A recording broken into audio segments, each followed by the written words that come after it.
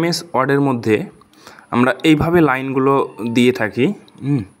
তো ঠিকভাবে এইভাবে লাইন দিলে আমাদের যে সমস্যাগুলোর মধ্যে আমাদের পড়তে হয়, লাইনগুলো ঠিকভাবে জাস্টিফাই হয় না এবং এটা অনেক টাইমেরও ব্যাপার থাকে। তো আমাদের কি করতে হবে, আমরা একটা শর্ট ট্রিক আজকে দেখব যে কীভাবে ট্যাব প্রেস করে আপনারা অটোমেটিক লাইনগুলো নিয়ে নেবে। তো প্রথমে কি করতে হবে, এটা সিলেক্ট করতে হবে। সিলেক্ট করার পর রাইট ক্লিক করতে হবে, তারপরে প্যারাগ্রাফে আসতে হবে।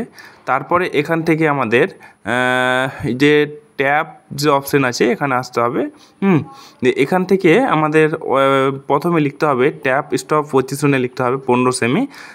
তারপরে এখান থেকে 3টা অপশান আছে, আমরা প্রথম 2 নম্বর অপশানটা যে আছে ওটা নিয়ে নিলাম, দিয়ে ওকে করলাম।